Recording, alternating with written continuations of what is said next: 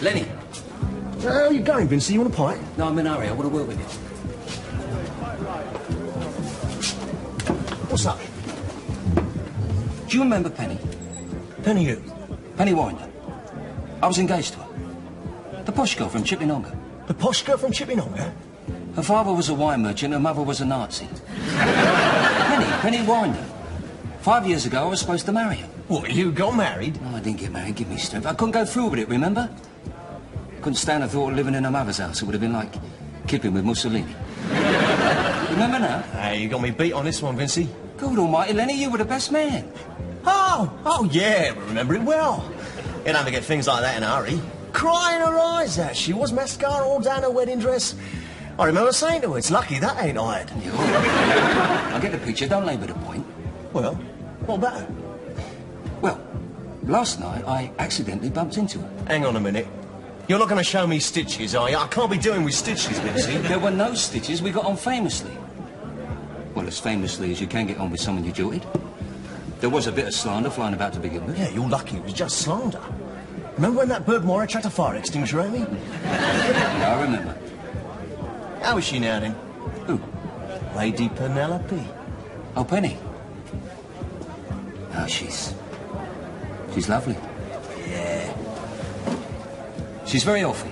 Good teeth, strong legs, should study distance. She's also married. Thought that's how you liked him. I don't like the idea of Penny being married. Oh, is that why you never turned up at the wedding? Lennie, why don't you shut up and listen? Oh, forgive me for breathing, Vince. Listen. Before we parted last night, we were having a bit of a disagreement. Her last words to me were, I just hope to God you'll knock down the red line tomorrow night around 8 o'clock. So there's the problem. Which red line didn't she want me to be at? There's hundreds of them. Well, why don't you just make sure that tonight at 8 o'clock you're in none of them? But then we won't see each other, will we? Oh, she doesn't want to see you, does she? She says she hopes you're not in a red line tonight at 8. Which means she wants me to be there. Oh. Doesn't it? Well, of course it does. If she didn't want me to be there, she wouldn't have told me where not to be, right? I don't know anymore, Vincent. I like nice, uncomplicated girls, you know? Girls who either like you or chuck fire extinguishers at you. You usually get your wish, don't you? See, I can't even go to her house. She moved a few years back, but she didn't say where. Maybe it's just as well. I mean, you turning up out of the blue's hardly going to put a grin on her husband's face, is it? No, well, they parted some time back. She started comparing him with me, and, well... Silly thing to do. There you go. Does she have a car? Yeah. Did you get the number? Did I get the number? Lennie, I didn't have time to collect car numbers. I was too busy train spotting. Did I get the number? Look, the Scotland Yard computer can trace people through their car numbers. Did you clock the make and colour of the car? It was a red Fiesta. There are more red Fiestas than there are red bloody lines, you zonko. Anyway, look. Who do we know who can get in the Scotland Yard and work their computer? My cousin Brian's a cook in the canteen up there. My old kit's a cleaner at Guy's Hospital, but I wouldn't let Tammy tonsils out. Yeah, when you put it like that. Well, I reckon you've drawn a rank outsider this time, Vincent. Hey, you're not thinking of taking up with it again, are you? No. Nothing heavy, you know me. I like meeting people, especially women. Why don't you become an Avon rep then?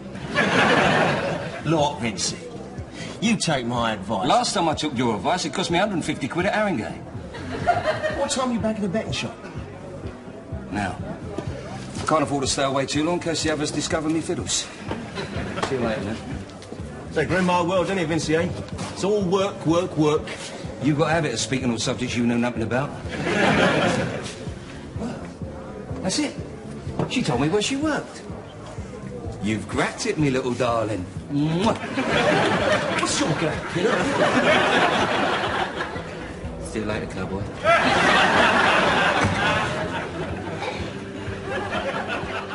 100 people gather, though Soroti warehouse is 100 miles from the famine. This is the destination of the growing number of trucks bringing aid from Western nations. But there are only 2 small warehouses to cope with supplies for 400,000 people. For a month, Moroto town centre has been crammed with starving Karamojong, mostly women and children and old men. The strong are away cattle raiding themselves. Such is the suicidal madness of this neglected. Their witch doctors say famine is a curse from one of their hostile fellow Karamoja tribes.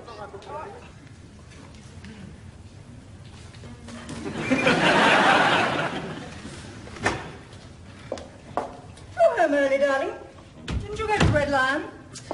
Oh, yes, I went there. I was supposed to meet a friend, but she didn't turn up. Just as well. Awful common pub. Mummy, I've told you before, it's a very nice pub. They have a jazz group there some evenings, and that's the reason I go. It's beyond me what you see in all this jazz music. Still, if you enjoy listening to a lot of men all playing different songs out of tune at the same time, who am I to criticize? Is Daddy home? No. He's probably caught in a snarl-up in Epping. Every night he gets caught in a snarl-up in Epping. Sometimes I think he does it deliberately. Don't be silly. You don't think he's got another woman, do you? Daddy? Sorry. You're probably right. It is ludicrous.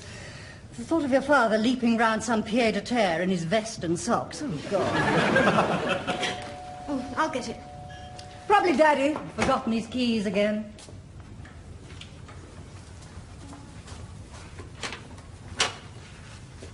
Good evening, madam. I'm collecting for old people. Do you have an old person you could let me have? What the hell are you doing here? I, found this in my pocket. It's a handkerchief. Yes, that's what my friend said it was, but I didn't know whether to believe him. I thought you might be needing it. There's a bug going round. Needing it? It isn't even mine. Isn't it? Oh, well, it's, been a wasted journey then. How did you find out where I lived? Well, I went to that advertising agency where you work. The receptionist told me it was your day off, but, I managed to charm the address out of her. That's probably Carol. She's my best friend. Didn't get her name. Blonde girl? Yeah, rather sexy. Lots of spots under her skin. Didn't notice, Ben. It's a nice road you've moved into. Look at all them conifers and gnomes. Reminds me of the red light district in Camberwick Green. I must say, he set you up well. Who did? Your ex-husband. Oh, this isn't Graham's house. Oh. Well, whose house is it then? Who is it, darling? God almighty, that's the alien. It's all right, Mummy. It's a man. Oh, I thought it was your father. I didn't know you were back with your parents. I had my own flat until about a year ago, but it was very expensive. Why am I explaining myself to you? Just go, will you, Vince? I told you last night I didn't want to see you again. All right, Ben, I'll see you. Listen, I'm on a party Saturday night at... Well, well, well. It's the ice cream man. Good evening, Mrs. Warrender. You're a little late for the wedding, Vincent. We paid off the vicar in 1978. Vincent just called round to return this handkerchief. He found it after 5 years. Or did your mother finally get round to doing the washing? It's a bit uncalled for, isn't it? What harm did my mother ever do? She gave birth to you. He didn't suddenly find it after 5 years. Vincent and I accidentally bumped into each other last night. Penelope, are you telling me that you bumped into this virtual stranger last night and just happened to leave an article of clothing with him? An article? It's a handkerchief. A handkerchief is an article of clothing. To a lady. I don't believe you sometimes. It isn't even mine. I can see that. Why did you bother to bring this worthless piece of tat all this way? I thought it might have some sentimental value. But it's cheap. Cheap and nasty. Thought you might have bought it for penny high. You weren't thinking of inviting it in, were you? No. Vincent was just leaving. Good, because I wouldn't have allowed him across the threshold. Now, wait a minute. If I'd wanted to invite Vincent in, I would have. You most certainly would not have. Mummy, this is as much my home as it is yours. Who pays the mortgage? Daddy. Exactly, so it's mine. I have as much right to invite my friends in as you have. He is not entering this house. Really? Would you like to come in, Vincent? No thanks, Yes, Ben. do come in, please. Go through to the living room. Oh, don't look at me like that, please. How sharper than a serpent's tooth it is to have a thankless child. Shakespeare. King Lear. Shakespeare?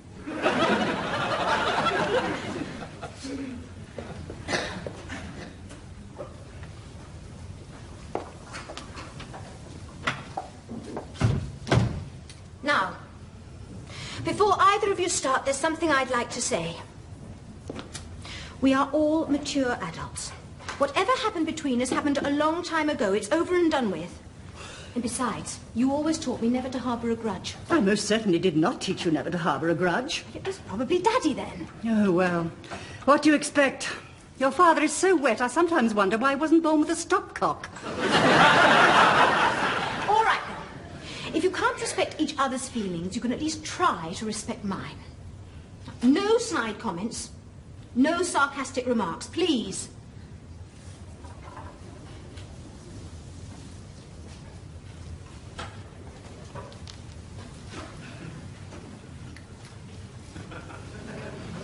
Is your father still a rag and bone man? He's a scrap metal merchant and he's doing very nicely, thank you.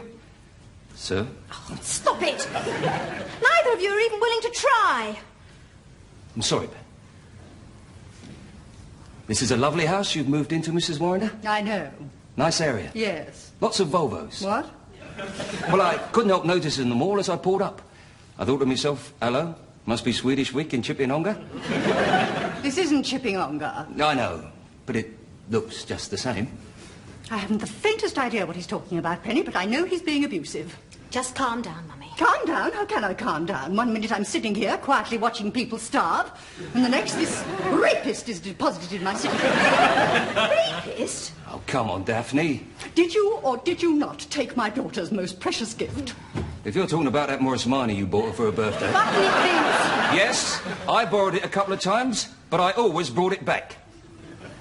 I prayed I'd never live to see this day. Makes you wonder if there's a God, doesn't it? He shows no remorse for all the shame and humiliation he brought on this family. We had a church, a vicar, recorded bells and a bride. All we needed was a groom. We'd have had the full set. Does he know what he did to you? Can't we just drop the subject, please? No, we cannot drop the subject. I had to listen to my daughter, my only child, cry herself to sleep night after endless night. I watched while she picked up the pieces of what you'd left of her life. She changed. She became distant, hardened. She started listening to jazz music. Mr. Warrender came out in scurf rash. I'm sure we all suffered in our own way. Even Vincent. Well, absolutely, Ben. He doesn't know the meaning of the word. To him, suffering is something that happens to other people. I suffered. God knows I suffered. I remember when you first met him, how I had to bite my tongue, keep all my feelings inside, and let true love run its course. I didn't say a word when he first brought you back on that awful motorcycle of his. I didn't complain when I was awoken night after night by the Silver Dream machine and its infernal backfiring. I thought, what's a bit of shell shock compared with my daughter's happiness? I stood silently by while my child changed from an English rose into a leather-clad Susie Quantro look-alike. I even welcomed his family into my home, indulged their obsession for Australian sherry and spam-coloured cars. But I always knew that one day he would leave you, broken-hearted and saddle-sore. Now, I refuse to stay in the same room with him. If he won't leave, I will.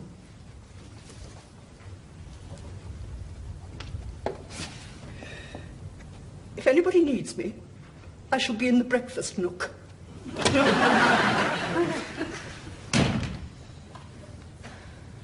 She's mellowed. Yes. Still, at least she's talking to you. Yeah, we can't have it always, can you? Vincent, why did you come here tonight? I thought you wanted to see me, Ben. Wanted to see you? Whatever gave you that idea?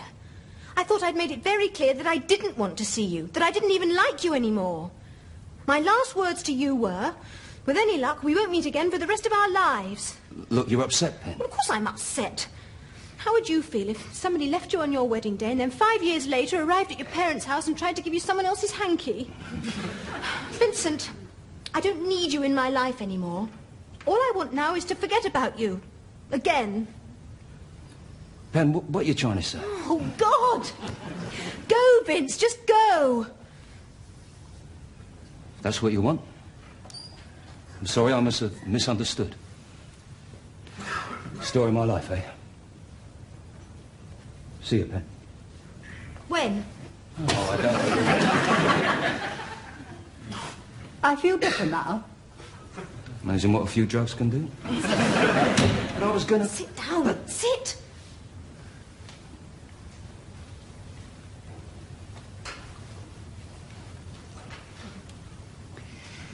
How's your father, Vince? Does he still drive the pink Mustang? I know he sold it a long time ago. He's got a turquoise Pontiac now. Yes. I'll never forget what fun he was at your engagement party. Do you remember what he did in Daddy's ornamental pond? Yes, I do.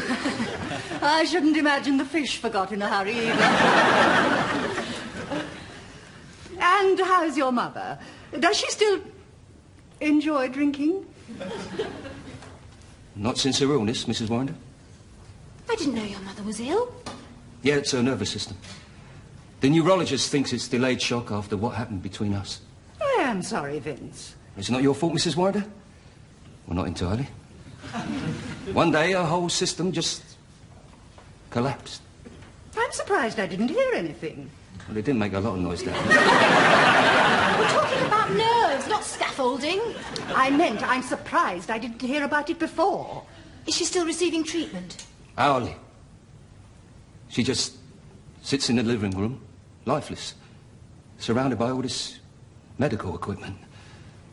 Monitoring machines, support systems, that kind of thing. She hasn't spoken in 4 years. Oh, poor Vince. But how is she in herself? It's difficult to tell, Daphne. Lack of communication, basically. I bought her this pair of earphones and every day we just plug her into Radio 1. Does she like pop music? It was her birthday last week. I bought her a hat. Oh. Hello, darling. Sorry I'm late. Got caught in a snarl up in Epping. Hello, darling. Vince. Mr. Warrender? God, I could do with a stiff sherry. Vincent? What's he doing here? Don't be too harsh with him, Norman. He's suffered a lot lately. Oh, I'm sorry to hear that. Oh, quite a coincidence, you being here this evening. I saw your mother this morning coming out of Halford's. She didn't happen to have an iron lung with her by the chance. A what? She's up and down, you know. I bet she is, Vince. Beat me up, Scotty. Well, Well, what? are you just going to stand there, or are you going to give him a piece of your mind? But you said... Never mind what I said. You're the man of the house. Go to it, Norman. Tear him off a strip.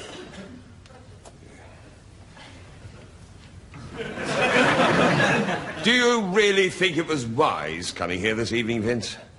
Well, it was more a mission of mercy, Mr. Warrender. I returned something of Penny's. Oh, I see. Oh, well. Now, would you like a drink, Vince? No, thank you, Mr. Warrender. I never drink and drive. I find you spill most of it as you turn the corners. Yes, very wise. Well, that certainly put the fear of God up him, didn't it? Would you like a drink? Perhaps you'd like something to eat, Vincent. We've plenty of wedding cake in the freezer. When are you ever going to realize the kind of man you're dealing with? When did he even show an ounce of gratitude for all I did for you? What you did for us? Oh, leave it, Vince. No, Pen, I've got to say my piece. All right, Daphne.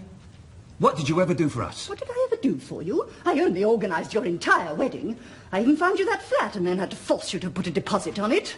That was because we didn't like it, Mummy. Nonsense. It was a beautiful flat. It's just like the flat your father and I had when we got married. You see what I mean, Pen? She wasn't trying to bless our union. She was trying to clone us. We were just spores she was going to distribute throughout the Woodford area to await the satanic spring when we would rise up through the sunroof of the company Volvo. What is this big thing you've got about Volvo? They drive them. The people your mother admires, the people she wanted us to become. What's wrong with Volvos? Nothing. They're great cars. Designed by experts, built by specialists, and driven by Pratts.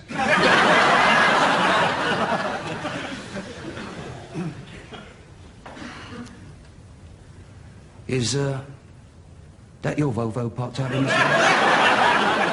Yes, it is. Yes, well, I think it was time I was going. What a good idea. Out to both of you. I'll see him out.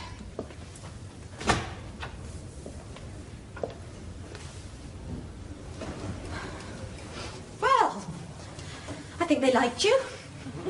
I must admit, Pen, that didn't go down quite as well as I'd hoped. Why did you tell such a cruel lie about your own mother? Why? Well, I did it for you, Pen. Did it for me? Well, of course. Look, you wanted me and your mother to behave in a relatively civilized manner, so I thought the only way to achieve this was to make her feel sympathy for me. And it almost worked for a while, didn't it? I suppose so. I just don't know anymore. Red Lion's still open? Don't feel like a drink. Well, I do. I'll go down there and wait. If you turn up, you turn up. If you don't, well, that's life. Is that your van rusting out there? No, it isn't. How did you get here, then? In that van. It's my father's. I suppose it backfires. No, it doesn't backfire. It looks as if it backfires. Well, your cocktail cabinet looks like a genuine antique, but it isn't. Look, I'm sorry. I better go before I get sued. Good night, Mrs. Warrender. Bye, Ben.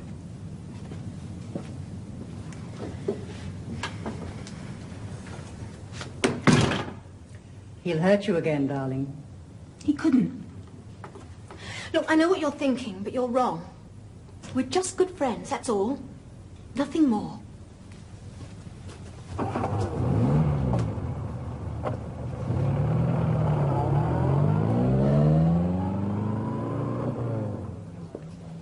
What you thinking about? I was just thinking that if cocking things up were a source of energy, I'd be able to light up London all on my own. I'm sorry I rowed with your mother, Pen. Oh, don't be silly. She enjoyed every minute of it.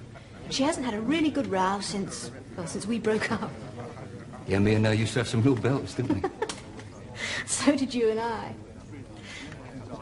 Look, Vince, I know it was a long time ago, but I wanted to apologise for that day in Tottenham High Street. What day in Tottenham High Street?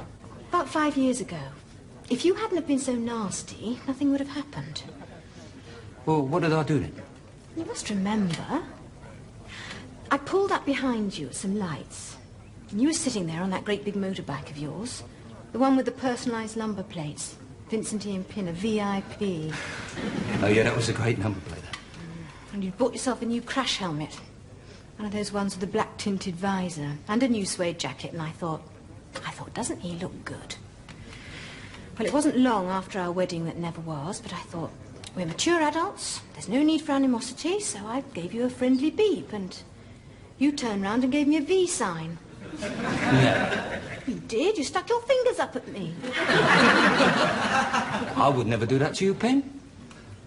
Was your mother with you? No, she wasn't. Anyway, I was livid, and that's why I chased after you and forced you off the road. I could hear your bike crashing all the way down the high street. I could see you in my mirror, all spread-eagled across the pavement. I thought, God, what have I done? I was so frightened. But I must admit, it was a delicious feeling. I'd waited 6 months to get even with you, and it was worth every minute of the wait. Penny? Hmm? I sold my bike 2 weeks after we broke up.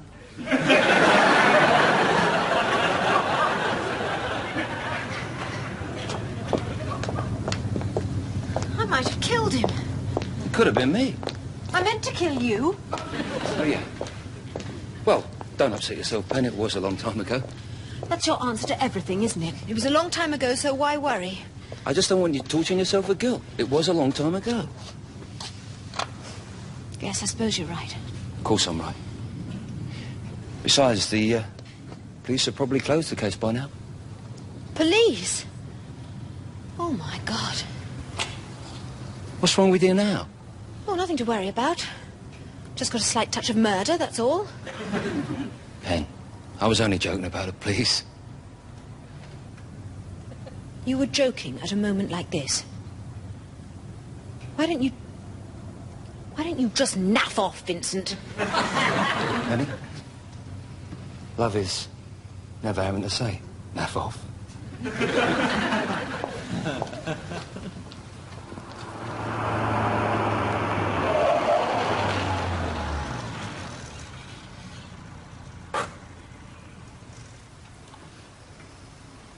Penny, I've got a confession to make. Go and see a priest, then. Penny, it was me on the bike. Really? You're not just saying that to make me feel better? Tell me the truth, Vince, please, for once in your life. Just tell me the truth. Cross me out, Pen. It was me you nearly killed that day. Oh, thank God for that. Oh. Were you hurt? Are you kidding? I went 120 yards down Tottenham High Street like a bouncing bomb. Took them 5 hours to get me bike out of the telephone kiosk. The person I felt sorry for was the little old lady making the long-distance call.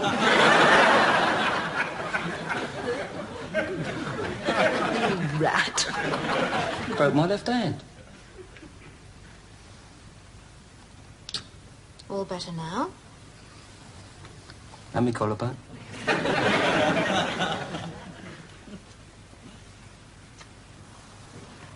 And the rib. Mm-hmm. Hurt all over, were you? All over. Seems we were both broken up in one way or another. You had a cruel streak, Pen. Oh. You never used to complain. Oh, stop it, Pen. You know what that does? Oh, not the ear, Pen. Oh. Hold it. Where's that bit of cotton wool gone? You pig!